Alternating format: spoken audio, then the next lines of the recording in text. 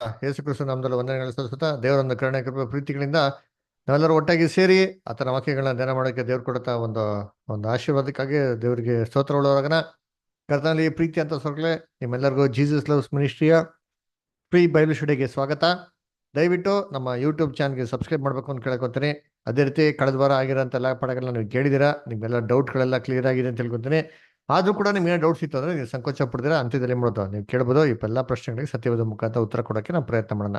So ಇವತ್ತು ನಾವು ತುಂಬ ಇಂಪಾರ್ಟೆಂಟ್ ಆಗಿರೋಂಥ ಪಾಠ ಮಾಡೋಕೆ ಹೋಗ್ತೀರಿ. ಏನಪ್ಪ ಅದು ಅಂತಂದರೆ, ಎಲ್ಲ ಮನುಷ್ಯರಿಗೆ ಒಂದು ಇರೋಂಥ ಒಂದು ಪ್ರಶ್ನೆ ಏನಪ್ಪ ಅಂದರೆ, ಯಾತಕ್ಕೆ ಇವೆಲ್ಲ ಲೋಕದಲ್ಲಿ ಕೆಟ್ಟದ್ದು ನಡೀತಾ ಇದೆ.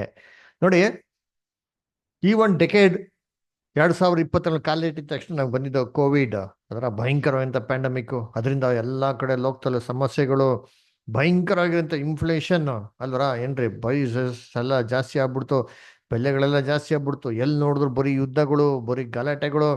ದೇಶದಲ್ಲಿ ನೋಡಿದ್ರೆ ಏನ್ರಿ, ರಾಜ್ಯಗಳಲ್ಲಿ ಎಲ್ಲ ಕಡೆ ರಿವೋಲ್ಟು, ಸ್ಟ್ರೈಕು. ಅದರ ಅಕ್ಕಿ, ದವಸ ಧಾನ್ಯ ಎಲ್ಲ ಬೆಳೆಗಳೇನಾಗ್ಬಿಡುತ್ತೆ, ಜಾಸ್ತಿ ಆಗ್ಬಿಡ್ತಾರೆ. ಇಸ್ರೇಲು ಅಲ್ಲಿ ಒಂದು ಯುದ್ಧ, ಇರಾನ್ನಲ್ಲಿ ಒಂದು ಯುದ್ಧ, ಈ ಥರ ಹಲವಾರು ಯುದ್ಧಗಳು, ಅನೇಕ ಅಮಾಯಕ ಮಕ್ಳುಗಳು ಮತ್ತೆ ಕುಟುಂಬಗಳು ನಾಶ ಆಗ್ತಿರೋದು ನಾವು ಏನು ಮಾಡ್ತಾ ಇದ್ರಿ, ನೋಡ್ತಾ ಇದ್ರಿ ಅಲ್ವರ.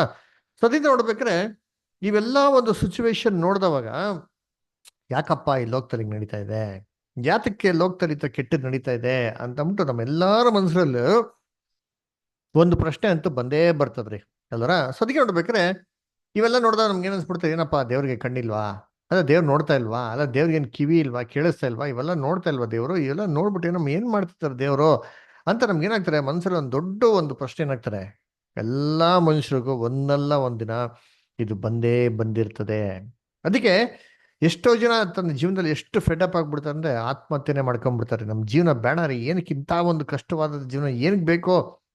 ಅದರ ಯೋಚನೆ ಮಾಡಿರ್ತೀರಿ, ಮನೆಯಲ್ಲಿ ದುಡಿಯೋಂಥ ವ್ಯಕ್ತಿ ಸಡನ್ ಆಗಿ ಏನೋ ತೀರ್ಕೊಂಬಿಟ್ಟ ಅಂತಂದ್ರೆ ಅವ್ರ ಮನೆಯವರೆಲ್ಲ ಎಷ್ಟು ಶಾಖಕ್ಕೆ ಒಳಗಾಗ್ಬಿಡ್ತಾರೆ ಅಂತಂದ್ರೆ, ಅಯ್ಯೋ ದೇವ್ರೆ ನಿನಗೇನು ಮನಸ್ಸೇ ಇಲ್ವಾ, ಯಾಕಪ್ಪ ಇವನ್ನ ತಗೊಂಬಿಟ್ಟೆ ಅಂತಂಬಿಟ್ಟೇನ್ರಿ ಒಂದು ಪ್ರಶ್ನೆ ಇರ್ತಾರೆ. ಅದರ ಅದು ಮಾತ್ರ ಅಲ್ಲ, ಮನೇಲಿ ಏನೋ ಒಂದೇ ಮಗು ಇತ್ತು ಅಂದ್ರೆ ಆ ಮಗುನ ತುಂಬಾ ಪ್ರೀತಿಯಿಂದ ಸಾಕಿದ್ರೆ ಆ ಮಗು ಸತ್ತೋಗ್ಬಿಟ್ಟ ಅಂತಂದ್ರೆ ಅವ್ರ ಅಪ್ಪ ಅಮ್ಮ ಕೇಳೋದು ಒಂದೇ ಪ್ರಶ್ನೆ, ದೇವ್ರೇ ನಿನಗೆ ಕರುಣೆನೇ ಇಲ್ವಾ, ಯಾಕೆ ನನ್ನ ಮಗನ ಬಲಿ ತಗೊಂಡ್ಬಿಟ್ಟೆ, ನಿನಗೆ ಮನಸ್ಸೇ ಇಲ್ವಾ, ನೋಡಿ ಪುಟ್ಟ ಮಗು ಪಾಪ ಅವನೇನು ತಪ್ಪು ಮಾಡಿತ್ತು, ಯಾಕೆ ತಗೊಂಡ್ಬಿಟ್ಟೆ ಅಂತ ಒಂದು ಪ್ರಶ್ನೆ ಕೇಳ್ತಾರೆ. ಅದು ಮಾತಲ್ಲ, ಕರ್ತನಲ್ಲಿ ಪ್ರೀತಿ ಅಂತ ಸೊಗಳೆ ಲೋಕದಲ್ಲಿ ಮೇಲು ಕೀಳು, ಬಡವರು ಶ್ರೀಮಂತು, ಅದರ ಈ ಒಂದು ಭೇದ ಭಾವ ನೋಡಿದವಾಗ ಮನ್ಸಲ್ಲಿ ಬರೋಂಥ ಒಂದು ಪ್ರಶ್ನೆ, ಯಾಕೆ ದೇವರೇ ಒಬ್ಬನ ಶ್ರೀಮಂತನಾಗಿ ಮಾಡಿದ್ಯಾ, ಯಾಕೆ ದೇವರೇ ಒಬ್ಬನ ಬಡವನಾಗಿ ಮಾಡಿದ್ಯಾ, ಯಾಕೆ ದೇವರೇ ಒಬ್ಬರಿಗೆ ಹೊಟ್ಟೆ ತುಂಬ ಊಟ ಇದೆ, ಯಾಕೆ ದೇವರೇ ಒಬ್ಬರಿಗೆ ಏನಂದ್ರು ಏನೂ ಸಿಕ್ಕಲ್ಲ, ಒಂದು ಬೇಸಿಕ್ ಆಗಿರೋಂಥ ಒಂದು ಆಹಾರ ಕೂಡ ಸಿಕ್ಕಲ್ವಲ್ಲ ದೇವ್ರೆ, ಯಾಕೆ ದೇವ್ರೆ ಅಂತಂದ್ಬಿಟ್ಟು ಒಂದು ಪ್ರಶ್ನೆ ಎಲ್ಲಾರ್ಗೂ ಇದೆ.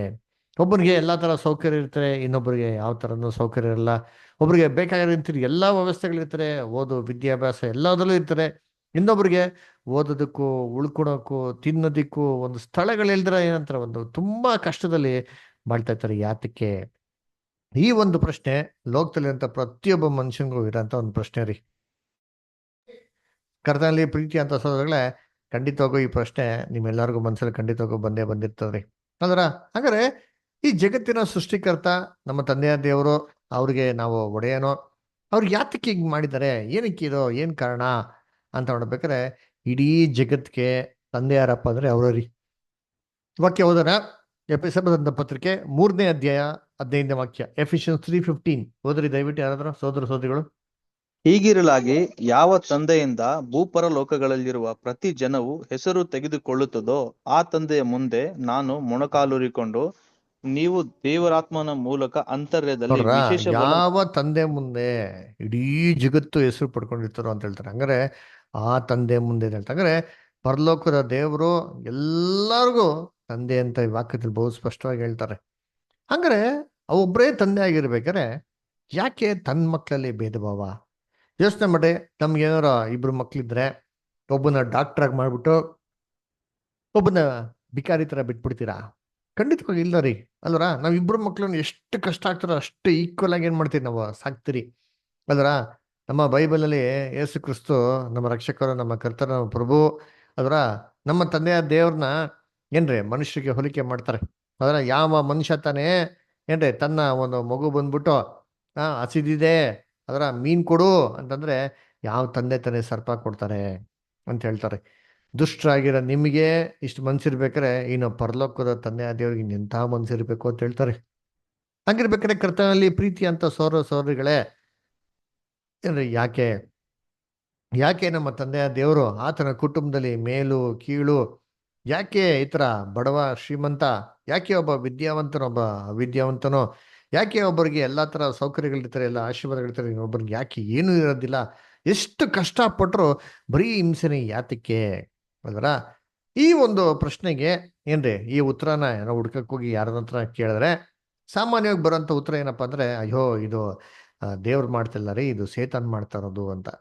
ಸರಿಪ್ಪ, ಸೇತಾನ್ ಮಾಡ್ತಾ ಇದ್ರೆ ದೇವ್ರು ಏನಪ್ಪ ಮಾಡ್ತಾ ಇದ್ದಾರೆ? ನಮ್ಗೆ ಸತ್ಯವೇದದಲ್ಲಿ ಏನ್ರಿ ದೇವ್ರು ಅಂತ ಹೇಳ್ಬೇಕಾರೆ ಸರ್ವಶಕ್ತನಾಗಿರೋ ದೇವ್ರು ಅಂತ ಹೇಳ್ತಾರೆ ಅಲ್ವರ. ಅದ್ಭುತ ಸ್ವರೂಪನೋ, ಅದರ ಆಲೋಚನಾಕರ್ತನೋ, ಸಮಾಧಾನ ಪ್ರಭು ಅಂತ ನಮ್ಗೆ ಸತ್ಯವೇದ ಹೇಳ್ಬೇಕಾರೆ ಇವ್ರು ಇರ್ಬೇಕಾರೆ ಯಾಕೆ ಇವೆಲ್ಲ ನಡೀತಾ ಇದೆ? ಹಂಗಾರೆ ಯಾಕೆ ಸೇತನ್ನ ಬಿಟ್ಟಿದ್ದಾರೆ ಅವರು? ಪ್ರಕಟಣೆ ಪುಸ್ತಕದಲ್ಲಿ ನಾವು ಹಲವಾರು ಒಂದು ವಾರಗಳ ಮುಂಚೆ ನೋಡಿದ್ರೆ ಸೇತನ್ನ 1000 ವರ್ಷ ಕಟ್ಟಾಕ್ತಾರೆ ಅಂತ ಸತ್ಯವೇದಲ್ಲಿ ಹೇಳ್ತಾರೆ. ಅವ್ರನ್ನ 1000 ವರ್ಷ ಕಟ್ಟೋದಕ್ಕೆ ಅಂತ ಸಾಮರ್ಥ್ಯ ಇರ್ಬೇಕಾದ್ರೆ ಯಾಕೆ ಇವಾಗ ಅವ್ರು ಬಿಟ್ಟಿದ್ದಾರೆ? ಏನ್ ಕಾರಣ? ಯಾತಕ್ಕೆ ಅಲ್ವರ? ತಿರ್ಗಾ ಅದೇ ಪ್ರಶ್ನೆ ಬರ್ತದೆ, ಯಾಕೆ ದೇವರು ಕೆಟ್ಟದ್ನ ಬಿಟ್ಟಿದ್ದಾರೆ ಅಂತಂದ್ಬಿಟ್ಟು ಅದರ.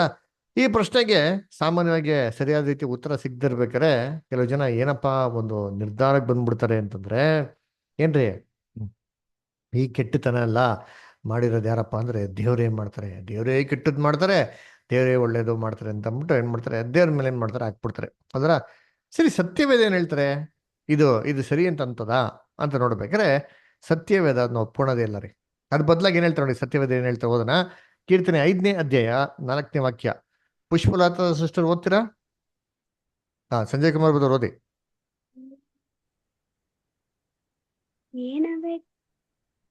ಕೀರ್ತನೆ 5ನೇ ಅಧ್ಯಾಯ 4ನೇ ವಾಕ್ಯ ಓದಿ.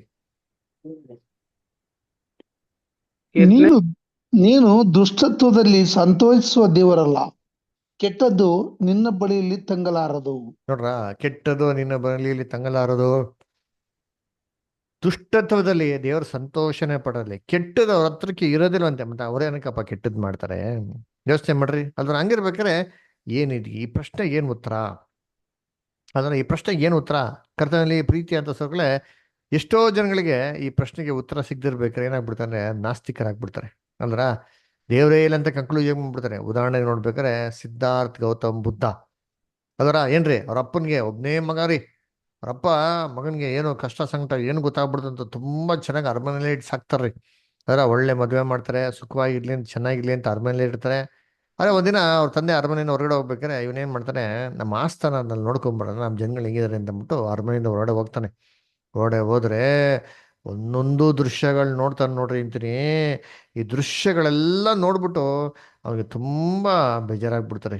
ಅದರ ವಯಸ್ಸಾಗಿರೋ ಇರ್ತಾರೆ, ಅಲ್ಲಿ ಕಾಯಿಲೆಯಿಂದ ನಳ್ತಾ ಇರ್ತಾರೆ, ಅದರ ಒಂದು ವೇದನೆಯಿಂದ ಅಳ್ತಾ ಇರ್ತಾರೆ, ಅದರ ಊಟಕ್ಕಾಗಿ ಕಷ್ಟಪಡ್ತಾ ಇರ್ತಾರೆ, ಅದರ ಆಮೇಲೆ ಸಾವು ಸತ್ತೋಗಿರೋಂಥ ಹೆಣನ ಏನ್ ಮಾಡ್ತಾ ಇರ್ತಾರೆ, ತಗೊಂಡೋಗ್ತಾ ಇರ್ತಾರೆ. ಇವೆಲ್ಲ ನೋಡ್ಬಿಟ್ಟು ಅವ್ರಿಗೇನಾಗ್ತಾರೆ ಅಂತಂದ್ರೆ, ಯಾತಕ್ಕಿದೆಲ್ಲ, ಏನಕ್ಕೆ ಹಿಂಗೆಲ್ಲ ನಡೀತಾ ಇದೆ, ಈಗೆಲ್ಲ ಪ್ರಶ್ನೆಗಳಿಗೆ ಏನಪ್ಪತ್ತ ಉತ್ತರ ಅಂತಂದ್ಬಿಟ್ಟು ಇದನ್ನ ಉತ್ತರ ಕಂಡುಹಿಡ್ಕೊಳ್ಳೋಕೆ ಪ್ರಯತ್ನ ಮಾಡ್ತಾರೆ.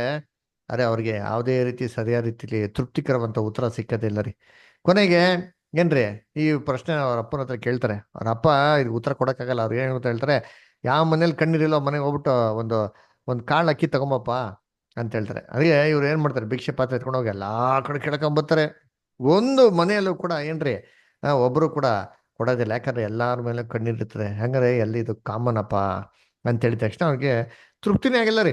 ಹೋಗ್ಬಿಟ್ಟು ಈ ಪ್ರಶ್ನೆಗೆ ಉತ್ತರ ನೋಡ್ಲೇಬೇಕು, ಕೇಳಲೇಬೇಕು, ಹುಡುಕ್ಲೇಬೇಕು ಅಂತಂದ್ಬಿಟ್ಟು ಏನ್ ಮಾಡ್ತಾರೆ ಅಂದ್ರೆ ಒಂದ್ ಮರ ಕೆಡೆ ಕೂತ್ಕೊಂಡು ತಪಾಸ್ ಮಾಡಕ್ ಶುರು ಮಾಡ್ತಾರೆ. ಸರಿ, ಮರ ಕೆಡೆ ಕೂತ್ಕೊಂಡು ತಪಾಸ್ ಮಾಡಿದ್ರೆ ಪ್ರಶ್ನೆಗೆ ಉತ್ತರ ಸಿಕ್ತಾ ಅಂತಂದ್ರೆ ಖಂಡಿತವಾಗೂ ಸಿಕ್ಲೇ ಇಲ್ಲ ರೀ ಅಲ್ವರ. ಅದರಿಂದ ಈ ಪ್ರಶ್ನೆಗೆ ಸತ್ಯವೇದದಲ್ಲಿ ಒಂದರಲ್ಲೇ ಮಾತ್ರ ಉತ್ತರ ಹೊರತು ಬೇರೆ ಯಾವ ಪುಸ್ತಕದಲ್ಲೂ ಈ ಪ್ರಶ್ನೆಗೆ ಉತ್ತರನೇ ಇಲ್ಲ. ಇಡೀ ಬ್ರಹ್ಮಾಂಡವನ್ನು ಸೃಷ್ಟಿ ಮಾಡಿರೋಂಥ ಒಬ್ಬ ಸೃಷ್ಟಿಕರ್ತ ಇದ್ದಾನೆ ಅಂತಂದ್ರೆ ಈ ಪ್ರಶ್ನೆಗೆ ಖಂಡಿತವಾಗೂ ತನ್ನ ವೇದದಲ್ಲಿ ಉತ್ತರ ಬದ್ದಿರಬೇಕು. ಹಾಗಾದ್ರೆ ಏನಪ್ಪ ಬರ್ದವ್ರೆ ಅದರ? ದೇವರು ಏನ್ರಿ ಲೋಕನೆಲ್ಲ ಸೃಷ್ಟಿ ಮಾಡಿದ್ರಿ, ಏನೂ ನೋಡಿದಿರಾ, ಕಣ್ಣೇ ಮುಚ್ಕೊಂಡ್ಬಿಟ್ಟಿದಾರ ಅಂತಂದ್ರೆ ಇಲ್ಲ ರೀ. ಅದರ ದೇವರು ಮೊದಲು ಆದಾಮ್ನ ತನ್ನ ಸ್ವರೂಪದಲ್ಲಿ ತನ್ನ ಹೋಲಿಕೆಗೆ ಏನ್ರಿ ಸೃಷ್ಟಿ ಮಾಡಿ ಏನಪ್ಪ ಮಾಡಿದ್ರು ಅಂದ್ರೆ ಈ ಭೂಲೋಕದ ಸರ್ವ ಒಂದು ದೊರೆತನ ಅವನಿಗೆ ಕೊಟ್ಬಿಡ್ತಾರೆ. ಆದಾಮನ ಭೂಮಿಗೆ ಒಂದು ದೊರೆಯನಾಗಿ ಮಾಡ್ತಾರ್ರಿ. ಬರ ಈ ಭೂಮಿಗೆ ಮೊದಲಿನ ರಾಜನಾಗೆ ಆದಾಮ್ನ ದೇವರು ಸೃಷ್ಟಿ ಮಾಡ್ತಾರೆ ನೋಡ್ತೀನಿ. ಓದೋಣ ಆದಿಕಾಂಡದಲ್ಲಿ 1ನೇ ಅಧ್ಯಾಯ 26ನೇ ವಾಕ್ಯ. ಓದ್ರಿ ಸೋದರ ಸೋದರಿಗಳು. ಪುಷ್ಪತ ಅಷ್ಟು ಓದಿ. ಆಮೇಲೆ ದೇವರು, ನಮ್ಮ ಸ್ವರೂಪದಲ್ಲಿ ನಮ್ಮ ಹೋಲಿಕೆಗೆ ಸರಿಯಾಗಿ ಮನುಷ್ಯರನ್ನು ಉಂಟು ಮಾಡೋಣ. ಅವರು ಸಮುದ್ರದಲ್ಲಿರುವ ಮೀನುಗಳ ಮೇಲೆಯೂ, ಅಂತರಿಕ್ಷದಲ್ಲಿ ಹಾರಾಡುವ ಪಕ್ಷಿಗಳ ಮೇಲೆಯೂ, ಪಶುಗಳ ಮೇಲೆಯೂ, ನೆಲದ ಮೇಲೆ ಹರಿದಾಡುವ ಎಲ್ಲಾ ಕ್ರಿಮಿಕೀಟಗಳ ಮೇಲೆಯೂ, ಎಲ್ಲಾ ಭೂಮಿಯ ಮೇಲೆಯೂ ದೊರೆತನ ಮಾಡಲಿ ಅಂದನು. ನೋಡ್ರ, ಎಲ್ಲಾ ಏನ್ರಿ ಜೀವ ಜಂತುಗಳ ಮೇಲೆ ಎಲ್ಲಾ ಪ್ರಾಣಿಗಳ ದೊರೆತನ ಮಾಡಲಿ ಅಂತ ಇರುತ್ತೆ. ಅಲ್ಲರ ಈ ತರ ಅವನ್ನ ದೊರೆತನ ಮಾಡಕ್ ಬಿಡ್ತಾರೆ ನೋಡಿತೀನಿ. ತನ್ನ ಸ್ವರೂಪದಲ್ಲಿ ತನ್ನ ಹೋಲಿಕೆಗೆ ಸರಿಯಾಗಿ ಅಂತ ಹೇಳ್ತಾರೆ. ಹಂಗೆ ತನ್ನ ಸ್ವರೂಪ ತನ್ನ ಹೋಲಿಕೆಗೆ ಸರಿಯಾಗಿ ಏನರ್ಥ? ದೇವ್ರು ಹೇಗಿದ್ರೋ ಅದೇ ತರ ಮನುಷ್ಯನ್ ಮಾಡಿದ್ರ ಅಂದ್ರೆ ಇಲ್ಲ ರೀ. ದೇವ್ರಿಗೂ ಮನುಷ್ಯನಿಗೂ ವ್ಯತ್ಯಾಸ ಇದೆ ರೀ. ದೇವರು ಆತ್ಮಿಕ ಸ್ವರೂಪನು. ಯೇಸು ಕ್ರಿಸ್ತ ಹೇಳ್ತಾರೆ ಯೋಹಾನ 4:24 ಹೇಳ್ಬೇಕಾದ್ರೆ ಹೇಳ್ತಾರೆ, ದೇವರು ಆತ್ಮ ಸ್ವರೂಪನು, ದೇವ್ರನ್ನ ಆರಾಧಿಸ್ಬೇಕಾದ್ರೆ ಆತ್ಮಿಕ ರೀತಿಯಲ್ಲಿ ಸತ್ಯತೆಗಾಗಿ ಆರಾಧಿಸ್ಬೇಕು ಅಂತ. ದೇವರಿಗೆ ನಮ್ಮ ತರ ಮಾಂಸಿಕವಂತ ಶರೀರ ಇಲ್ಲ ರೀ, ಆತ್ಮಿಕ ಶರೀರ ಇರೋದು. ಅದರ ಅಂದ ದೇವರು ಆತ್ಮಿಕ ಶರೀರದಲ್ಲಿ ಇರೋದು. ಅಂದ್ರೆ ಮನುಷ್ಯನಿಗೂ ಮತ್ತೆ ದೇವ್ರಿಗೆ ಏನಪ್ಪ ಹೋಲಿಕೆ ಅಂತ ನೋಡೋದಂದ್ರೆ ಸ್ವಂತ ಚಿತ್ತ. ದೇವರು ಮನುಷ್ಯನಿಗೆ ಸ್ವಂತ ಚಿತ್ತ ಅಂತ ಕೊಟ್ಟಿದ್ದಾರೆ. ಅದನ್ನ ಅವ್ನು ಯಾವ ಕಡೆ ಬೇಕಾರೋ ಏನ್ ಮಾಡೋದು, ಪ್ರಯೋಗ ಪಡಿಸ್ಬೋದು. ಕೆಟ್ಟದ್ನು ಬೇಕಾದ್ರೆ ಆಯ್ಕೆ ಮಾಡ್ಕೊಬೋದು, ಒಳ್ಳೇದ್ನು ಬೇಕಾದ್ರೆ ಮಾಡೋದು ಆಯ್ಕೆ ಮಾಡ್ಬೋದು. ಆ ರೀತಿ ಏನ್ರಿ ದೇವರ ಚಿತ್ತನ ಆಯ್ಕೆ ಮಾಡ್ಕೊಳಕ್ಕೆ ಅವನ್ಗೆ ಏನ್ರಿ ಫ್ರೀ ವಿಲ್ ಅಂತ ಕೊಟ್ಟಿದ್ದಾರೆ, ಸ್ವಂತ ಚಿತ್ತ ಅಂತ ಕೊಟ್ಟಾರೆ. ಈ ತರ ಸ್ವಂತ ಚಿತ್ತ ಉಳ್ಳವನಾಗಿ ದೇವರು ಮನುಷ್ಯನ ತನ್ನ ಸ್ವರೂಪದಲ್ಲಿ ಸೃಷ್ಟಿ ಮಾಡಿ, ರೋಬೋಟ್ ತರ ಗೊಂಬೆ ತರ ಸೃಷ್ಟಿ ಮಾಡಿಲ್ಲ. ನಾನು ಹೇಳ್ದಂಗೆ ಕೇಳ್ಬೇಕು, ಹಿಂಗೆ ಮಾಡ್ಬೇಕು ಅಂತ ಸೃಷ್ಟಿ ಮಾಡಿಲ್ಲ. ಅದರ ಫ್ರೀ ವಿಲ್ ಅಂತ ಕೊಟ್ಟರು. ಇಷ್ಟ ಬಂದಾಗ ಏನ್ ಮಾಡೋದು, ಆಯ್ಕೆ ಮಾಡ್ಬೋದು ಅಂದ್ಬಿಟ್ಟು ಇದೆಲ್ಲ ಮಾಡ್ಬಿಟ್ಟು ಇಡೀ ಈಡನ್ ತೊಡೋದು ದೊರೆತಾನೆ ಮಾಡೋದು. ಅವ್ನು ಕೊಟ್ಟರು ಒಂದು ಸಂಗಾತಿನ ಕೂಡ ಕೊಡ್ತಾರೆ. ಕೊಟ್ಬಿಟ್ಟು ಏನ್ ಮಾಡ್ತಾರೆ ಅಂತಂದ್ರೆ ಅವ್ರನ್ನ ಪರೀಕ್ಷೆ ಮಾಡ್ಬೇಕು. ಇವಾಗ ಫುಲ್ ಭೂಮಿನೇ ಕೊಟ್ಬಿಟ್ಟಿದ್ದಾರೆ ಅಧಿಕಾರಕ್ಕೆ. ಇವಾಗ ಇದನ್ನೆಲ್ಲ ಏನ್ರಿ ನಂಬಿಕಸ್ಥನಾಗೆ ನೋಡ್ಕೊಂತಾನೋ ಇಲ್ವೋ ಅಂತ ಪರೀಕ್ಷೆ ಮಾಡಕ್ಕೆ ದೇವ್ರ ಏನ್ ಮಾಡ್ತಾರೆ, ಒಂದು ಚಿಕ್ಕ ಪರೀಕ್ಷೆ ಇರ್ತಾರೆ. ಏನಪ್ಪಾ ಅಂತಂದ್ರೆ, ನೋಡಪ್ಪ ಈಡೇನ್ ತೋಟದಲ್ಲಿ ಎಲ್ಲಾ ಮರದನ್ನು ಎಚ್ಚೆತ್ತವಾಗಿ ನೀನ್ ತಿನ್ನು, ಅರೆ ಒಳ್ಳೇದು ಕೆಟ್ಟದು ಅರಿವನ್ನು ಉಂಟು ಮಾಡಂತ ಮರನ್ ಮಾತ್ರ ಏನ್ ಮಾಡ ನೀನು ತಿನ್ಲೇಬೇಡ, ತಿಂದ ದಿನ ನೀನ್ ಸತ್ತೇ ಹೋಗುವಿ ಅಂತ ಹೇಳ್ತಾರೆ ಅಲ್ವರ. ಅದಕ್ಕೆ ನೋಡ್ಬೇಕಾದ್ರೆ ಕರ್ತನಲ್ಲಿ ಪ್ರೀತಿ ಅಂತ ಸರೋಗ್ಲೆ ಈ ತರ ದೇವರು ಸೃಷ್ಟಿ ಮಾಡ್ಬೇಕಾದ್ರೆ ದೇವ್ರ ಎಲ್ಲ ಸೃಷ್ಟಿಗಳು ಚೆನ್ನಾಗೈತ್ರಿ. ಮನುಷ್ಯನ ಕೂಡ ಚೆನ್ನಾಗಿದ್ದ, ಯಾವುದೇ ಲೋಪದೋಷಗಳಿಲ್ಲ ರೀ. ಧರ್ಮೋಪದೇಶ ಕಂಡ 32:4 ಹೇಳ್ತಾರೆ ನೋಡಿ, ಓದನ. ಧರ್ಮೋಪದೇಶ ಕಂಡ 32:4. ಯಾರೊತ್ತೀರಾ? ಶೆಟ್ರಾಕ್ ಬದರ್ ಓದ್ಬೋದಾ? ಪಾಸ್ಟರ್. ಹ್ಮ್ 32:4 ಪಾಸ್ಟರ್. ಹ್ಮ್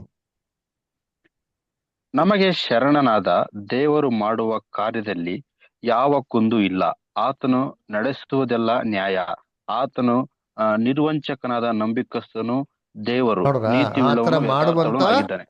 ಕಾರ್ಯದಲ್ಲಿ ಯಾವ್ದ್ರಲ್ಲಿ ಏನಿಲ್ಲ ಅಂತೆ, ಕುಂದು ಕೊರತೆನೇ ಇಲ್ಲ ರೀ. ಎಲ್ಲವೂ ಪರಿಪೂರ್ಣವಾಗಿ ದೇವರು ಮನುಷ್ಯನ ಸೃಷ್ಟಿ ಮಾಡ್ಬೇಕು ತನ್ನ ಸ್ವರೂಪದಲ್ಲಿ ಹೋಲಿಕೆಗೆ ತಕ್ಕ ಹಾಗೆ ಸೃಷ್ಟಿ ಮಾಡಿ ಚೆನ್ನಾಗಿದೆ ಅಂತ ಹೇಳ್ತಾರೆ. ಅದರ ಇವನ್ನು ಲೂಸಿಫರ್ನು ಕೂಡ ಸೃಷ್ಟಿ ಮಾಡ್ಬೇಕಾದ್ರೆ ದೇವರು ಏನ್ರಿ ಚೆನ್ನಾಗೇ ಸೃಷ್ಟಿ ಮಾಡಿರೋದು.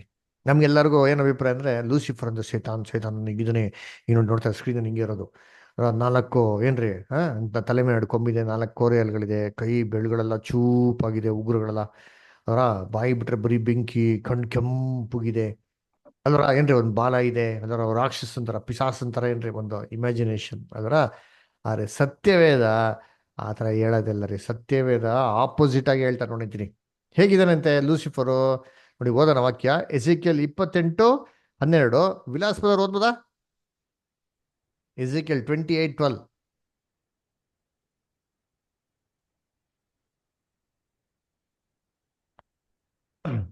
ವಿಲಾಸ್ ಬದರ್. ಓಕೆ, ಓದಿ ಓದಿ ಓದಿ.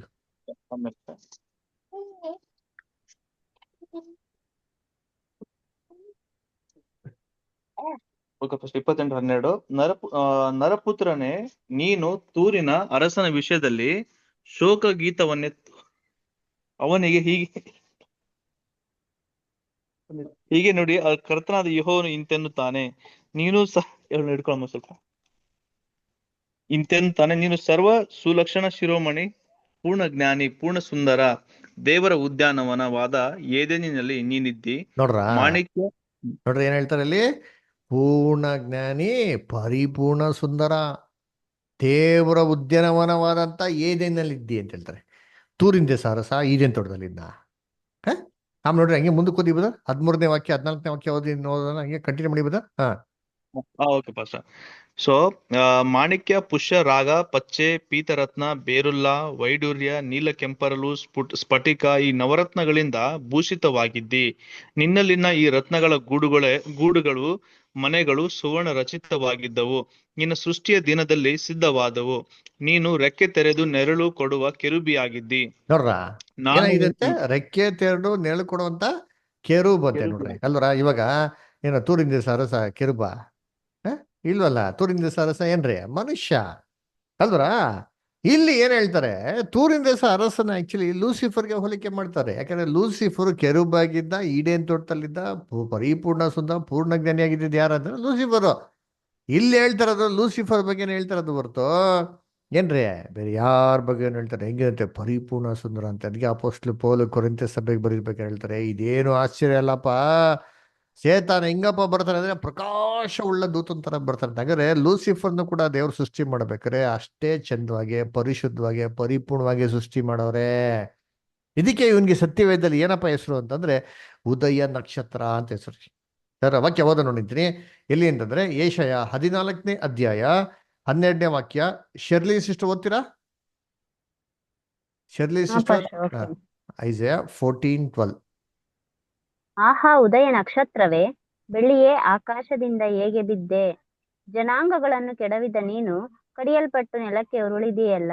ನೋಡ್ರ ಏನ್ರಿ, ಆಹಾ ಉದಯ ನಕ್ಷತ್ರವೇ, ಬೆಳ್ಳಿಯೇ, ಆಕಾಶದಿಂದ ಹೇಗೆ ಬಿದ್ದೆ ಅಲ್ವರ. ನೋಡ್ರಿ ಉದಯ ನಕ್ಷತ್ರ ಅಂತ ಹೇಳ್ತಾರೆ.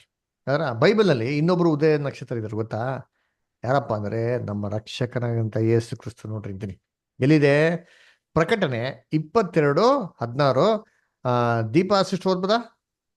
ಪ್ರಕಟಣೆ 22:16 ದೀಪಾ ಸಿಸ್ಟರ್. ಓದ್ತೀನಿ ಪಾಸ್ಟರ್.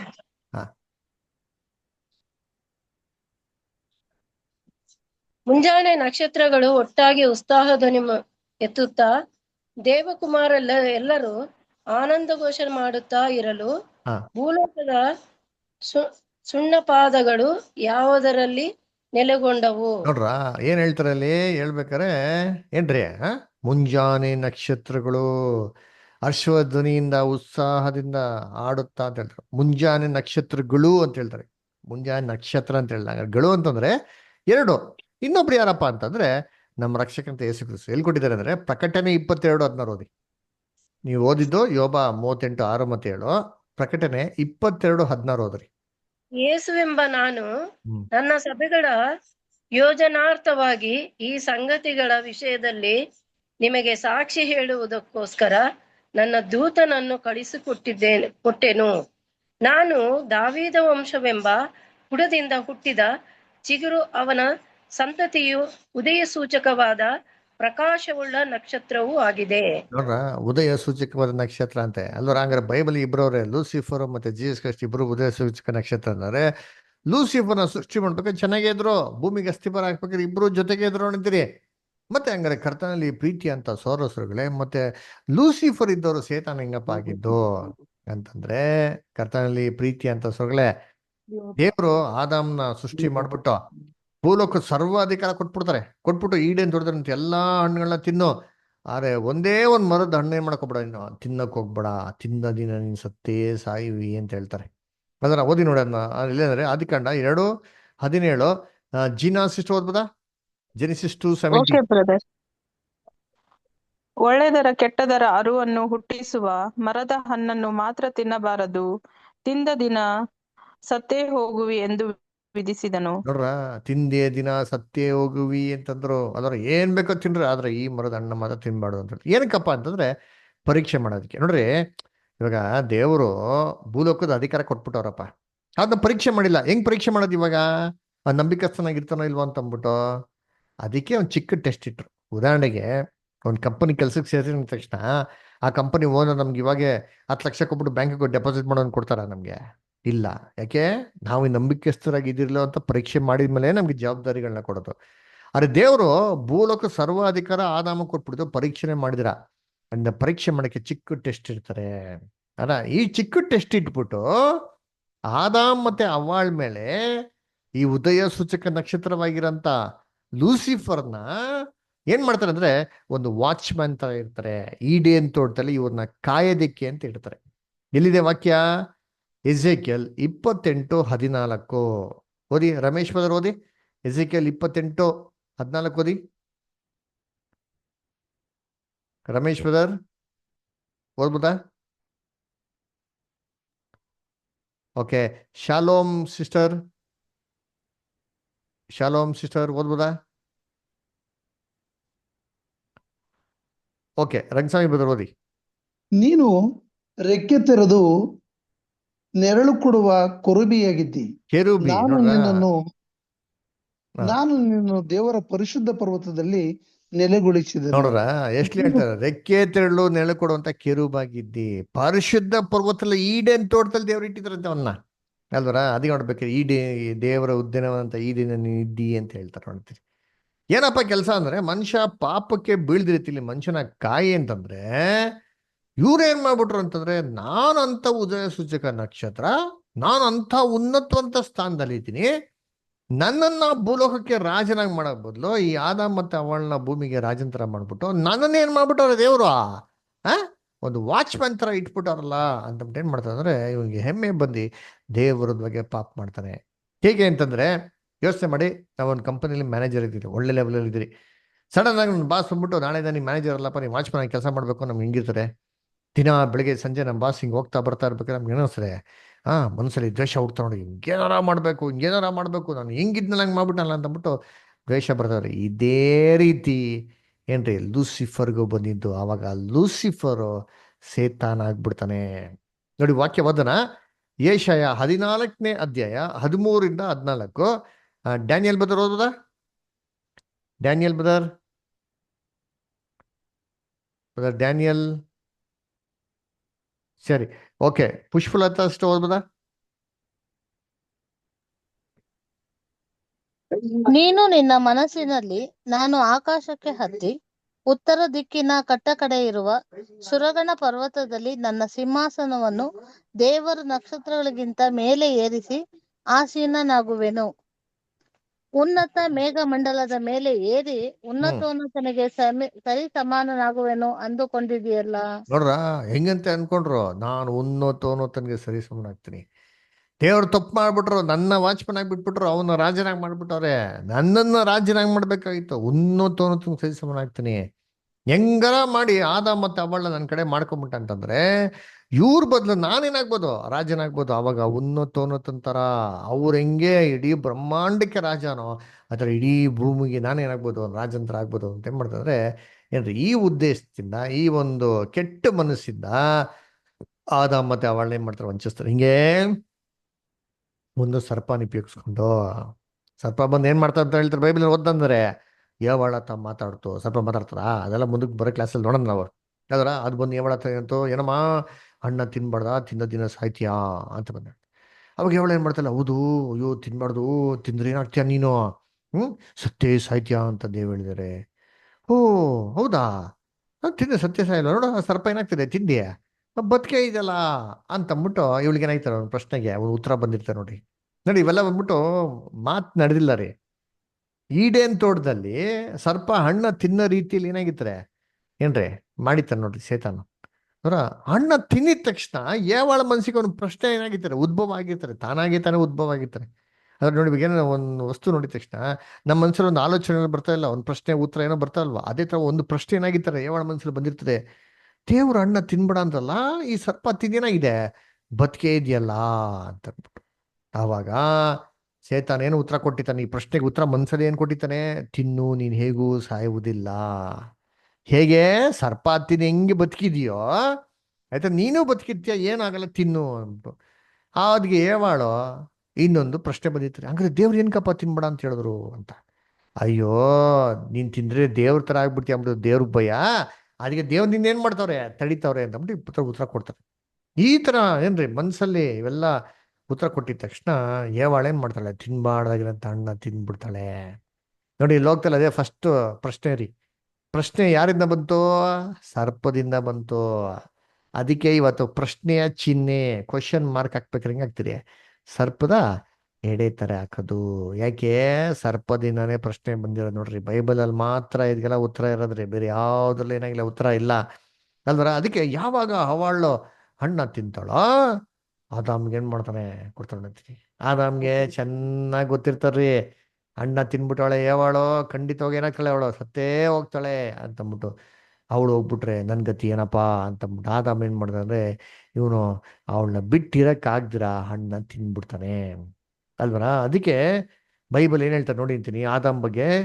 1 ತಿಮೋತಿ 2ನೇ ಅಧ್ಯಾಯ 14ನೇ ವಾಕ್ಯ. ಶಡ್ರಾಕ್ ಬ್ರದರ್ ಓದ್ಬೋದಾ? ಶಡ್ರಾಕ್ ಬ್ರದರ್. ಪಾಸ್ಟರ್ ಓದ್ತೀನಿ ಪಾಸ್ಟರ್. 1 ತಿಮೋತಿ 2:14. ಇದಲ್ಲದೆ ಆದಾಮನು ವಂಚನೆಗೆ ಒಳಬೀಳಲಿಲ್ಲ, ಸ್ತ್ರೀಯ ವಂಚನೆಗೆ ಒಳಬಿದ್ದು ಅಪರಾಧಿಯಾದನು. ನೋಡ್ರ, ಆದಾಮ್ ವಂಚನೆಗೆ ಒಳ್ಳೆ ಬೀಳ್ರಿ. ಆದಾಮ ಚೆನ್ನಾಗಿ ಗೊತ್ತಿತ್ತು ತಿಂದ್ರೆ ಏನಾಗ್ತೀನಿ ಅಂತಂದ್ಬಿಟ್ಟು. ಸ್ತ್ರೀ ಏನು ಹೋಗ್ಬಿಡ್ತಾಳಲ್ಲ ಅಂತಂದ್ಬಿಟ್ಟು ಆದಾಮ ಏನ್ ಮಾಡ್ತಾನೆ, ಅವಳ ಜೊತೆಗೆ ಸಾಯೋದಕ್ಕೆ ಸಿದ್ಧ ಆಗ್ತಾನ್ರಿ. ಅದರ ಹೇಗೆ ಅಂತಂದ್ರೆ, ಈಡೇನ್ ತೋಟದಲ್ಲಿ ಇದ್ದಿದ್ದು ಒಂದೇ ಸ್ತ್ರೀ, ಇವಳು ಸತ್ತೋಗ್ಬಿಟ್ರೆ ನನ್ ಗತಿ ಏನಪ್ಪಾ ಅಂತಂದ್ಬಿಟ್ಟು ಆದಾಮ್ ಸೂಸೈಡ್ ಮಾಡ್ಕೊಂಡ್ಬಿಡ್ತಾನ್ರಿ ಅಲ್ವರ. ಯಾಕಂದ್ರೆ ನೋಡ್ಬೇಕಾದ್ರೆ ಕರ್ತನಲ್ಲಿ ಪ್ರೀತಿ ಅಂತ ಸೋದರಗಳೇ, ಈಡೇನ್ ತೋಟದಲ್ಲಿ ಬೇರೆ ಇನ್ಯಾವ ಸ್ತ್ರೀಗಳು ಇರ್ಲಿಲ್ಲ. ಇದ್ದಿದ್ರೆ ಆದಾಮ್ ಏನ್ ಮಾಡಿದಾರ, ಅಯ್ಯೋ ಹೋದ್ರೆ ಹೋಯ್ತೆ ಹೋಗಮ್ಮ ಬಿಟ್ಬಿಡಿರ ನೀನು ಅಲ್ವರ. ಅವ್ರು ಏನ್ ಮಾಡ್ತೀರಾ, ಪ್ರೀತಿ ಲವ್ ಅಲ್ವರ. ಇವತ್ತು ಎಷ್ಟೋ ಸ್ಥಿತಿಯಲ್ಲಿ ಎಷ್ಟೋ ಲವ್ ಸ್ಟೋರಿಗಳು ಕೇಳ್ತಿರಲ್ಲ, ಲೈಲಾ ಮಜ್ನು, ಹೀರ್ ರಾಂಜಾ ಅದರ ಏನ್ರಿ, ರೋಮಿಯೋ ಜೂಲಿಯಟ್. ಹೋಗ್ತಲ್ಲಿ ಎಷ್ಟೋ ಹುಡುಗಿರುಗಳಿದ್ರು, ಅದೇ ಹುಡುಗಿಗೆ ಏನ್ರಿ ಮಾಡೋ ಸಾಯದ್ ನೋಡಿರ್ತೀರಿ. ಅಲ್ಲ ಕೊನೆಗೆ ಮಾಡಿ ಜೀವನನೇ ಅಂತ್ಯ ಮಾಡ್ಕೊಂಡ್ಬಿಟ್ರು ಅಲ್ವರ. ಯಾಕೆ? ಲವ್. ಇದೇ ತರ ಲವ್ ಇಂದಾನೆ ಆದಾಮ್ ಏನ್ ಮಾಡಿದ್ದು, ಅಣ್ಣ ತಿಂದು. ಯಾವಾಗ ಅಣ್ಣ ತಿಂತಾರೋ ದೇವ್ರು ಇವನ್ನ ಈಡೇನ್ ತೋಟ ಹೊರಗಡೆ ಏನ್ ಮಾಡ್ತಾರೆ, ಕಳಿಸ್ಬಿಡ್ತಾರೆ. ಎಲ್ಲಿಗೆ? ಅಪರಿಪೂರ್ಣವಾಗಿರಂತ ಭೂಮಿಗೆ ಕಳಿಸ್ತಾರೆ. ನೋಡಿರ್ತೀನಿ ಈಡೇನ್ ಹೊರಗಡೆ ಭೂಮಿ ಹೆಂಗಿತ್ತು, ಅನ್ಫಿನಿಶ್ಡ್, ಅಪರಿಪೂರ್ಣವಾಗಿತ್ತು, ಅಲ್ಲಿ ಕಳಿಸ್ಬಿಡ್ತಾರೆ. ನೋಡಿರ್ತೀನಿ. ಓದೋಣ ಆದಿಕಾಂಡ 3ನೇ ಅಧ್ಯಾಯ 17ರಿಂದ 19. ವಿಲಾಸ್ಪದ ಓದಿ. Okay pastor. ಹ್ಮ್.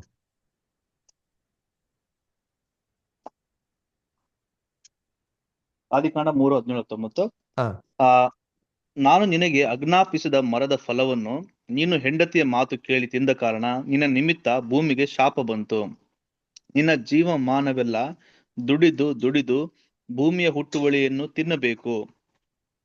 ಆ ಭೂಮಿಯಲ್ಲಿ ಮುಳ್ಳು ಗಿಡಗಳು ಕಳೆಗಳು ಬಹಳವಾಗಿ ಹುಟ್ಟುವವು. ಹೊಲದ ಬೇಳೆಯನ್ನು ಅನುಭವಿಸುವಿ. ನೀನು ತಿರುಗಿ ಮಣ್ಣಿಗೆ ಸೇರುವ ತನಕ ಬೆವರಿಡುತ್ತಾ ಬೇಕಾದ ಆಹಾರವನ್ನು ಸಂಪಾದಿಸಬೇಕು. ನೀನು ಮಣ್ಣಿನಿಂದ ತೆಗೆದುಪಟ್ಟವನಲ್ಲೋ. ನೋಡ್ರ ಹೆಂಗ್ ಹೇಳ್ತಾರೆ, ನೀನಿಂದ ಭೂಮಿ ಶಪಿಸಲ್ಪಟ್ಟಿದೆ, ಮುಳ್ಳು ಕಳೆಗಳನ್ನ ತರ್ತದೆ, ಜೀವಮಾನವಲ್ಲ ಬೆವರು ಸುರಿಸಿ ನೀವ್ ಮಾಡಕ್ ನೀನು ತಿನ್ಬೇಕು ದುಡಿಬೇಕು ಅಂತಂದ್ಬಿಟ್ಟು. ಅದಕ್ಕೆ ಅನ್ಫಿನಿಶ್ಡ್ ಅರ್ತ್ ರೀ, ಅಪರಿಪೂರ್ಣ ಅಂತ ಭೂಮಿ ಕಳಿಸ್ಬಿಡ್ತಾರೆ. ಇವತ್ತು ಮನುಷ್ಯ ಕಷ್ಟ, ಸಂಕಟ, ನೋವು, ದುಃಖ, ವೇದನೆ, ಮರಣ, ಇವೆಲ್ಲ ಕಾಯಿಲೆಗಳು ಅನುಭವಿಸ್ತಾನಲ್ಲ, ಇವೆಲ್ಲ ಏನ್ಕಪ್ಪ ಕಾರಣ ಅಂತಂದ್ರೆ ಈಡೇನ್ ತೋಟದಲ್ಲಿ ಆದಾಮ್ ಮಾಡಿರೋಂಥ ಒಂದು ಪಾಪದ ನಿಮಿತ್ತವಾಗಿ ಇವತ್ತೆಲ್ಲಾರು ಏನ್ ಮಾಡ್ತಾರೆ, ಅನುಭವಿಸ್ತಾ ಇರೋದು. ಅದರ ಕರ್ತನಲ್ಲಿ ಪ್ರೀತಿ ಅಂತ ಸ್ವರ್ಗಳ ಇನ್ನೊಂದು ಫ್ಯಾಕ್ಟ್ ಏನಪ್ಪ ಅಂತಂದ್ರೆ, ಮನುಷ್ಯರು ಅಧಿಕವಾಗಿ ಇವತ್ತು ನ್ಯಾಚುರಲ್ ಡಿಸಾಸ್ಟರ್ಸ್ಗಿಂತ ಜಾಸ್ತಿ ಅಧಿಕವಾಗಿ ಯಾವ್ದ್ರಲ್ಲಿ ಸಾಯ್ತಾರೆ ಅಂತಂದ್ರೆ ಏನ್ರಿ, ಯುದ್ಧದಲ್ಲಿ ಸಾಯ್ತಾರೆ. ಉದಾಹರಣೆಗೆ ಹೇಳ್ಬೇಕಾದ್ರೆ ಏನ್ರಿ, ಒಸಾಮಾ ಬಿನ್ ಲಾಡೆನ್ ಯಾರು ಗೊತ್ತಾ? ಆಕ್ಚುಲಿ ಒಸಾಮಾ ಬಿನ್ ಲಾಡೆನ್ ಅವರು ಅಮೆರಿಕಾಗೆ ಏನ್ರಿ CIA ಒಂದು ಕಾಲದಲ್ಲಿ ಅಂದ್ರೆ, ಆದ್ರೆ ಅಮೆರಿಕಾಗೆ ಏನ್ರಿ ಏನೋ ಒಂದು ಮನಸ್ತಾಪ ಆಗಿ ಬಿನ್ ಲಾಡೆನ್ ಪೂರ್ತಿ ಅಮೆರಿಕಕ್ಕೆ ಏನಾಗ್ಬಿಟ್ರು, ತಿರುಗ್ಬಿಟ್ರು. ನೋಡ್ತೀರಿ, ಒಬ್ಬ ಮನುಷ್ಯರಿಂದ ಎಷ್ಟು ಗಲಿಬಿಲಿ ನೋಡಿ. ಇವತ್ತೇನಾಗ್ತಾರೆ, ಕೆಲವು ಜಾಗದಲ್ಲಿ ಯುದ್ಧ ನಡೀತೈತೆ ನೋಡಿರ್ತೀರಿ, ಎಷ್ಟೋ ಜನ ಅಮಾಯಕರು ಸಾಯ್ತಾರೆ. ಯಾರಿಂದ? ಒಬ್ಬ ಮನುಷ್ಯನಿಂದ. ಏನಕ್ಕಿದು? ಇದೆಲ್ಲ ಸೆಲ್ಫಿಶ್ನೆಸ್ ಕಾರಣ. ಅದರ ಭೂಮಿ ಭೂಕಂಪ ಆಗ್ತದೆ. ಏನಕ್ಕೆ ಭೂಕಂಪ ಆಗೋದು? ಎಕ್ಸಸ್ ಮೈನಿಂಗ್ ರೀ. ಏನು ಭೂಮಿ ಒಳಗಿರೋಂಥ ಎಲ್ಲ ಸಾಮಗ್ರಿಗಳನ್ನೆಲ್ಲ ಎತ್ಬಿಟ್ಟ ಅಂತಂದ್ರೆ ಲೈಟಾಗಿ ಸ್ವಲ್ಪ ವೈಬ್ರೇಷನ್ ಆದರೆ ಭೂಮಿ ಏನಾಗ್ತದೆ, ಭೂಕಂಪ ಆಗ್ತದೆ ಅಲ್ವರ.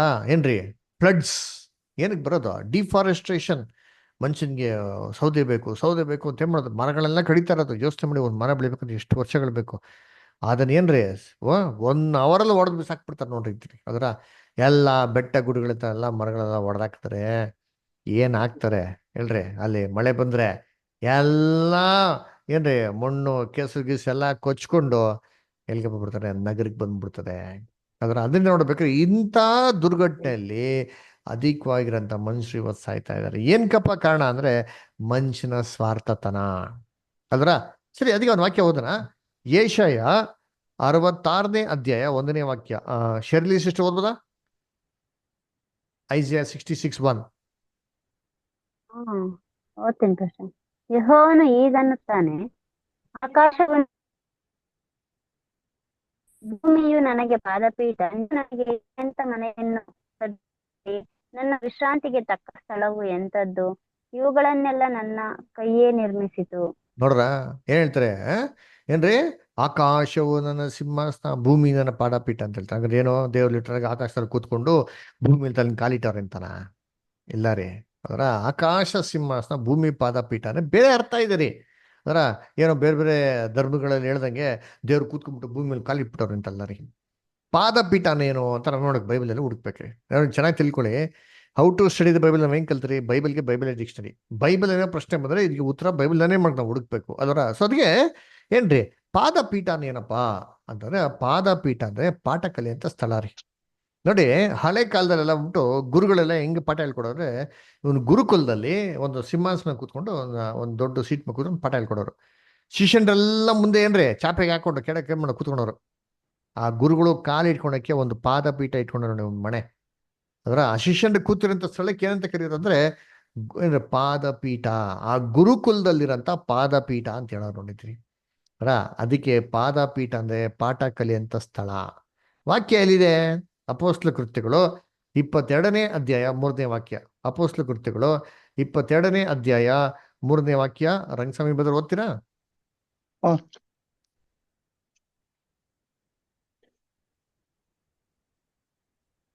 ನಾನು ಯಹೂದ್ಯನು, ಕಿಲಿಕ್ಕಿದ ತಾರ್ಸದಲ್ಲಿ ಹುಟ್ಟಿದವನು, ಆದರೆ ಈ ಪಟ್ಟಣದಲ್ಲೇ ಬೆಳೆದವನು.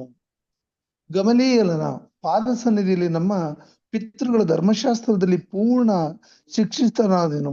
ನೋಡ್ರ ನೀವೆಲ್ಲರೂ ಈ ಹೆಂಗ್ ಹೊತ್ತು ಕ್ಲೀನಾಗಿ ಹೇಳ್ತಾರೆ ದೇವರ ನೋಡ್ತೀರಿ? ವಿಷಯದಲ್ಲಿ ಥ್ಯಾಂಕ್ ಯು ಬರ್ತಾರೆ. ಅದಕ್ಕೆ ಏನ್ ಹೇಳ್ತಾರೆ ನೋಡಿ ಕ್ಲೀನಾಗೆ, ಏನ್ರಿ? ನಾನು ಗಮಾಲಿಯನ ಪಾದ ಸನ್ನಿಧಿಯಲ್ಲಿ ಪಿತೃಗಳ ಧರ್ಮಶಾಸ್ತ್ರದಲ್ಲಿ ಪೂರ್ಣ ಶಿಕ್ಷಿತ. ಪಾಠ ಎಲ್ಲಿ ಕಲ್ತಿದ್ದು? ಗಮಾಲಿಯನ ಪಾದ ಸನ್ನಿಧಿಯಲ್ಲಿ. ಅದೇನರ್ಥ? ಗಮಾಲಿಯನ ಕಾಲ್ ಕಡೆ ಕೂತ್ಕೊಂಡು ಕೂತಾರ ಆತರ ಏನ್ರಿ? ಪಾದ ಸನ್ನಿಧಿ ಅಂದ್ರೆ ಪಾಠ ಕಲಿಯಂತ ಸ್ಥಳ. ಈ ಪಾಠ ಕಲಿಯಂತ ಸ್ಥಳದಲ್ಲಿ ಕೂತ್ಕೊಂಡವ್ರು ಏನ್ ಕಲ್ತಾರಂತೆ? ಧರ್ಮಶಾಸ್ತ್ರದ ಬಗ್ಗೆ ಎಲ್ಲ ಸಂಪೂರ್ಣ ಕಲ್ತಾರ. ಅಂದ್ರೆ ಪಾದಪೀಠ ಅಂದ್ರೆ ಪಾಠ ಕಲಿಯಂತ ಸ್ಥಳ.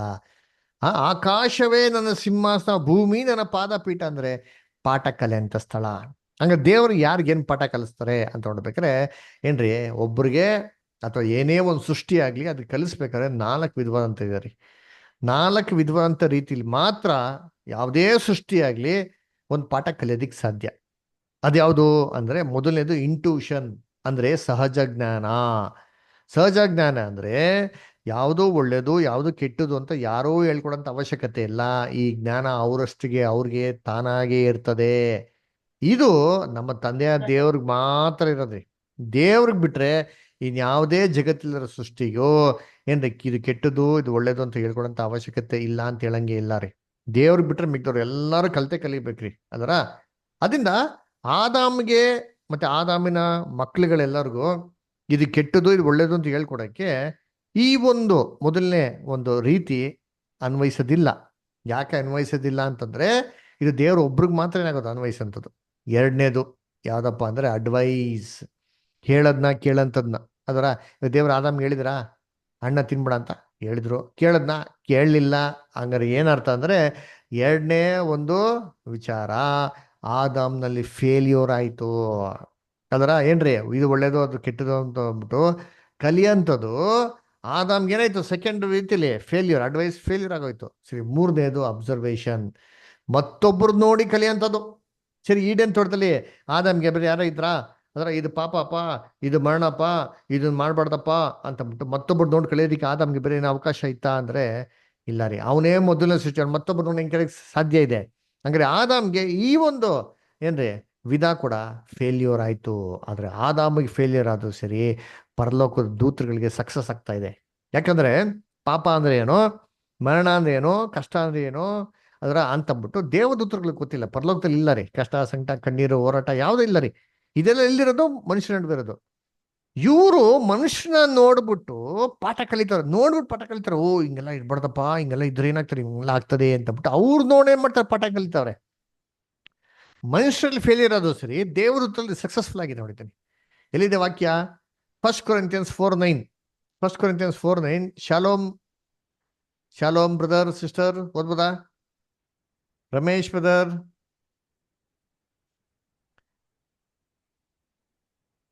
Okay. Anita sister, Sanjay Kumar brother,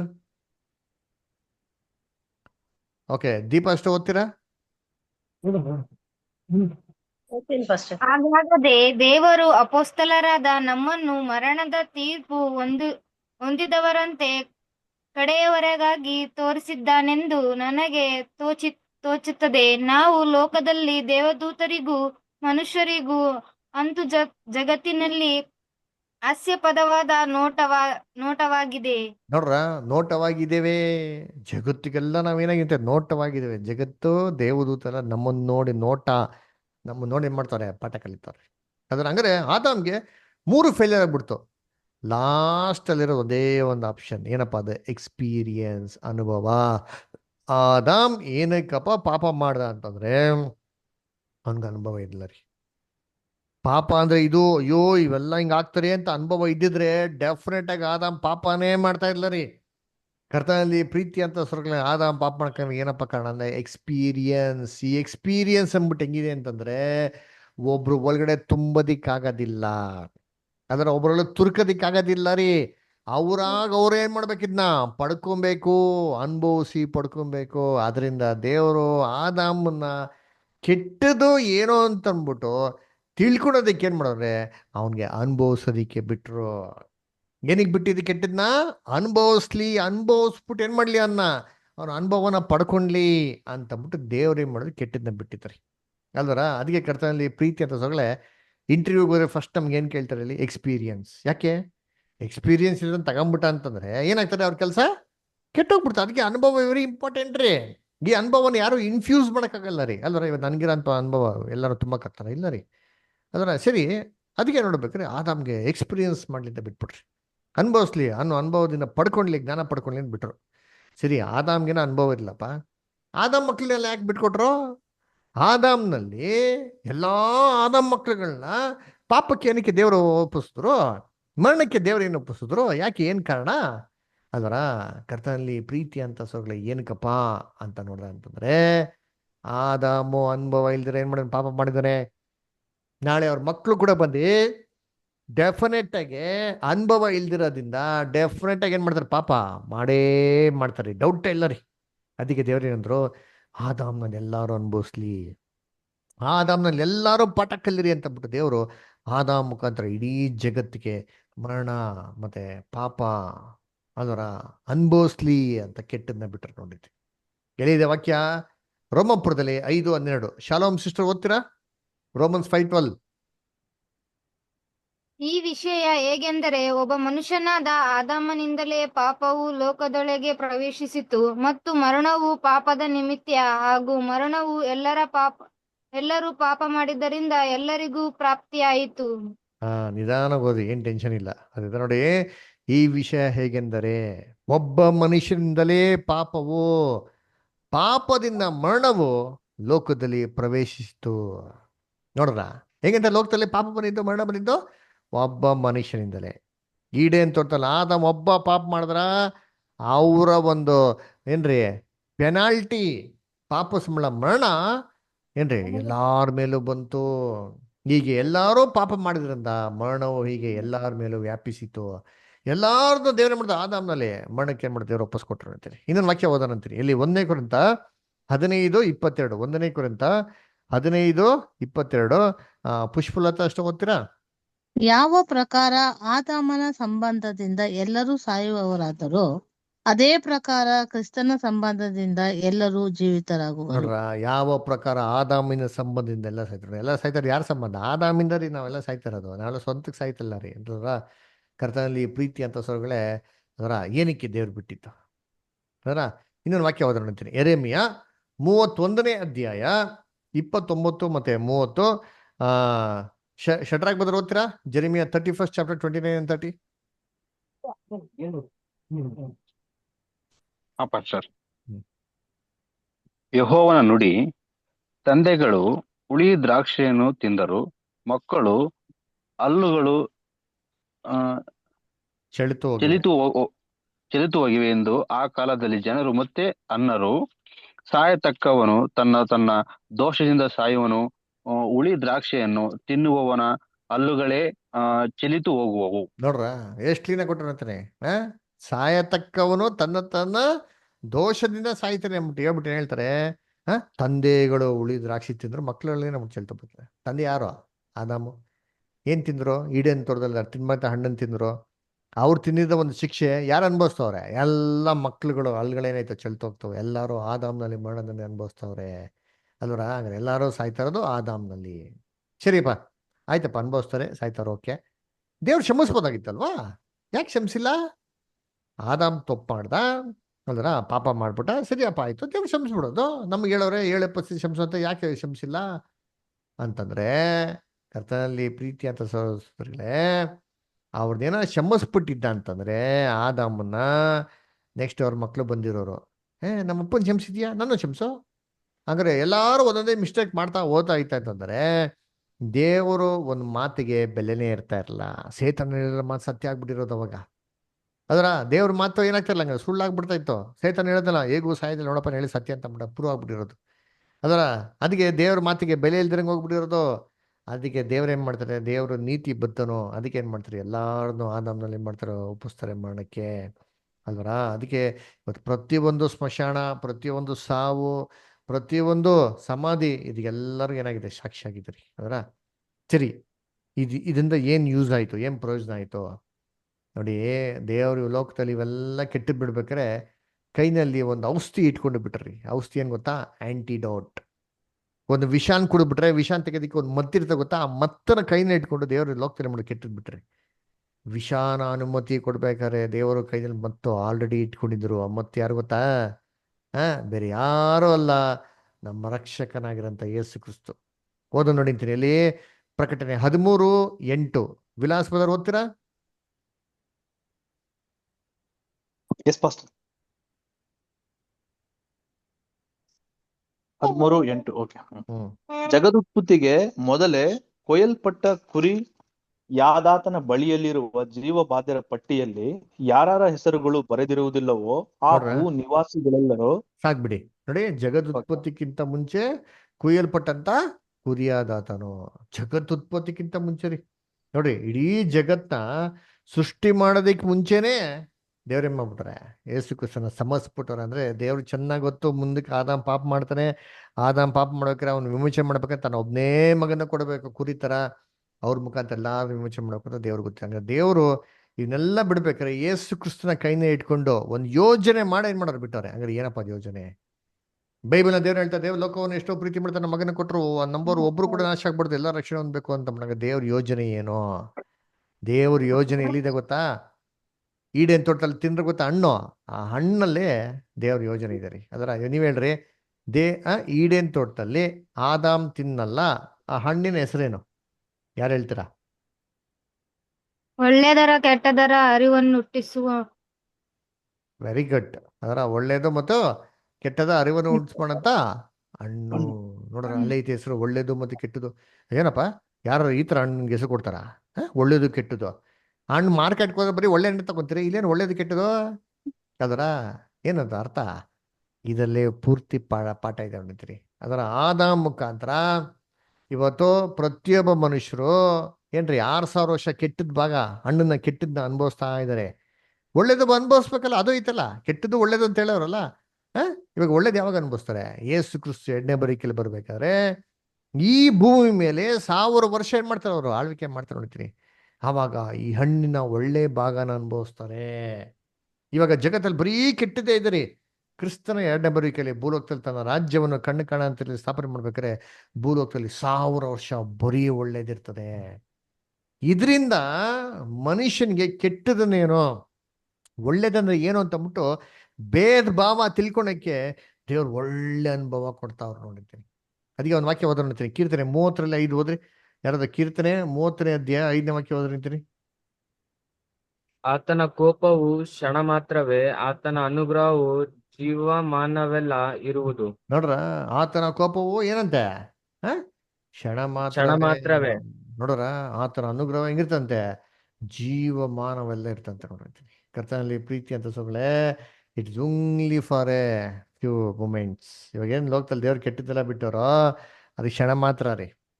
ಆದ್ರೆ ಆತನ ಅನುಗ್ರಹ ದಯೆ ಹೆಂಗಿರ್ತಂತೆ, ದೀರ್ಘಕಾಲ ಇರ್ತಾರೆ. ನೋಡ್ತೀನಿ ಕರ್ತನಲ್ಲಿ ಪ್ರೀತಿ ಅಂತ ಸೊಗಳೆ.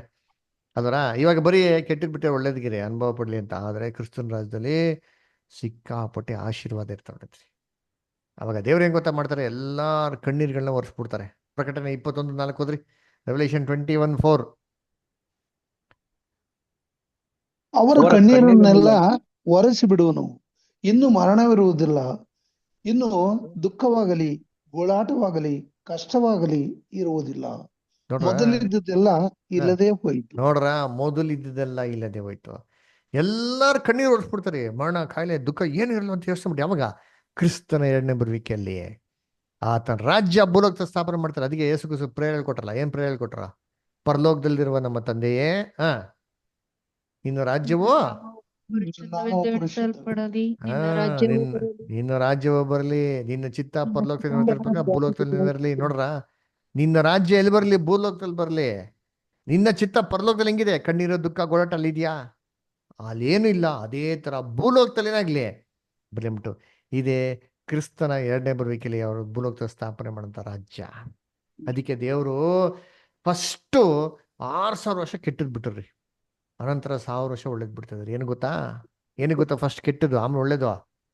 ಯಾಕಂದ್ರೆ ಕೆಟ್ಟದ್ದು ಏನು ಅಂತ ಗೊತ್ತಾದ್ರೆ ಮನುಷ್ಯ ಒಳ್ಳೇದನ್ನ ಅಪ್ರಿಶಿಯೇಟ್ ಮಾಡ್ತಾನ್ರಿ. ಪೆಟ್ಟು ವಿಚಾರ ಯಾಕೆ ಗೊತ್ತಾ ಉದಾಹರಣೆ ನೋಡಿದ್ದೀನಿ. ಇವಾಗ ಸಿಗರೇಟ್, ಅದರ ಸಿಗರೇಟ್ ಹೊಡೆಯೋದು ನಮ್ಮ ದೇಹಕ್ಕೆ ಹಾನಿಕಾರ ಅಂತ ಅಂದ್ಬಿಟ್ಟು ಏನಾಗಿದೆ ಗೊತ್ತು. ಆದ್ರೆ ಎಷ್ಟು ಜನ ಮಾತನ್ನ ಕೇಳ್ತಾರೆ? ಎಷ್ಟು ಜನ ಸಹಜ ಜ್ಞಾನ ಇದೆ, ಕಾಮನ್ ಸೆನ್ಸು? ಎಷ್ಟು ಜನಕ್ಕೆ ಅಡ್ವೈಸ್ ಇದೆ? ಪ್ರತಿಯೊಂದು ಸಿಗರೇಟ್ ಪ್ಯಾಕೆಟಲ್ಲಿ ಫೋಟೋ ಹಾಕ್ಬಿಟ್ಟು ಕಳಿಸ್ತಾರೆ. ಅದರ ಆಮೇಲೆ ಎಷ್ಟು ಜನಕ್ಕೆ ಹಾಸ್ಪಿಟ್ಲ್ ಕೊಡೋಗ್ಬಿಟ್ಟು ಫೋಟೋ ಗಿಟ್ಟ ನೋಡ್ಬಿಟ್ಟು ಜನಗಳು ನಳ್ತಾರಲ್ಲ ನೋಡ್ಸಿದ್ರು ಕೂಡ ಏನು ಮಾಡಲ್ಲ, ಚಿತ್ಕೊಳಲ್ಲ. ನಮ್ಮ ತಾತ ನೋಡು 80 ವರ್ಷ ಏನಾಗಿಲ್ಲ, ನಮಗೂ ಏನಾಗಲ್ಲ ಸೇರ್ತಾರೆ.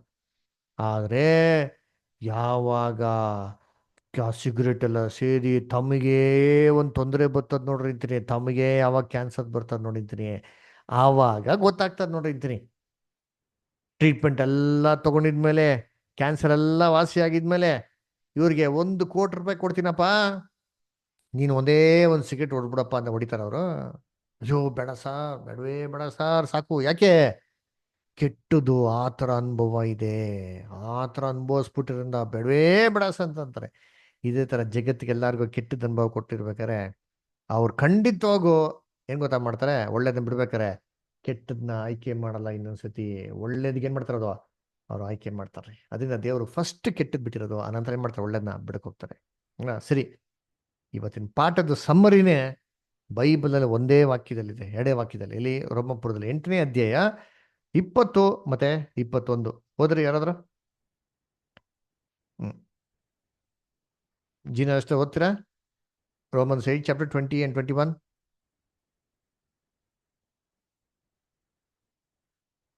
ಸರಿ, ಓಕೆ. ರಂಗಸ್ವಾಮಿ ವಿಲಾಸಪುರ ಓದಿ. ಯೇಸು ದೇವಾಲಯದೊಳಗೆ ಕಾಣಿಕೆಯ ರೋಮಪುರದಲ್ಲಿ 8ನೇ ಅಧ್ಯಾಯ 20 ಮತ್ತು 21. ಜಗತ್ತು ವ್ಯರ್ಥತ್ವಕ್ಕೆ ಒಳಗಾಯಿತು. ಹೀಗೆ ಒಳಗಾದದ್ದು ಸ್ವೇಚ್ಛೆಯಿಂದಲ್ಲ, ಅದನ್ನ ಒಳಪಡಿಸಿದವನ ಸಂಕಲ್ಪದಿಂದಲೇ. ಆದರೂ ಅದಕ್ಕೋಸ್ಕರ ನಿರೀಕ್ಷೆಯುಂಟು. ಸಾಕ್ಬಿಡಿ ಒಂದು ನಿಮಿಷ ನೋಡಿ. ಹೇಳ್ತಾರೆ ಜಗತ್ತು ವ್ಯರ್ಥತ್ವಕ್ಕೆ ಒಳಗಾದದ್ದು ಸ್ವಇಚ್ಛೆಯಿಂದಲ್ಲ. ವ್ಯರ್ಥತ್ವ ಅಂತ ಎಲ್ಲಿ ಬರ್ತಾರೆ? ಪ್ರಸಂಗದಲ್ಲಿ ಬರ್ತಾರೆ. ವ್ಯರ್ಥ ಎಲ್ಲವೂ ವ್ಯರ್ಥ. ಜಗತ್ತಲ್ಲಿರೋಂಥ ಸರ್ವ ಅನುಭವಕ್ಕೆ ವ್ಯರ್ಥ ಅಂತ ಸೊಲೊಮೋನ ಹೆಸರು ಕೊಡ್ತಾನೆ. ಅದೇ ಹೇಳ್ತಾನೆ ಅಂತೀನಿ. ಜಗತ್ತು ಈ ಕೆಟ್ಟದ ಅನುಭವಕ್ಕೆ ಒಳಗಾದದ್ದು ಸ್ವಇಚ್ಛೆಯಿಂದಲ್ಲ. ಮನುಷ್ಯ ಪಾಪ ಮಾಡಬೇಕು, ಅಯ್ಯೋ ನಾನು ಅನುಭವಿಸ್ಲೇಬೇಕು ಅಂತ ಆದಮ್ ಪಾಪ ಮಾಡಲ್ಲ ರೀ. ಅಲ್ವರ? ಏನು ಸ್ವಇಚ್ಛೆಯಿಂದಲ್ಲ, ಅದನ್ನು ಒಳಪಡಿಸಿದವನ ಸಂಕಲ್ಪ. ಒಳಪಡಿಸೋದು ಯಾರು? ತಂದೆಯ ದೇವರು. ಅವ್ರ ಸಂಕಲ್ಪ ಇದೆ, ಅವ್ರ ಪ್ಲಾನ್ ಇದೆ. ಏನದು ಪ್ಲಾನ್? ಮುಂದಕ್ಕೆ ಹೇಳ್ತಾರೆ, ಓದಿಸ್ತಾರೆ. ಆದರೂ ಅದಕ್ಕೊಂದು ನಿರೀಕ್ಷೆ ಉಂಟು, ಒಂದು ಪ್ಲಾನ್ ಇದೆ.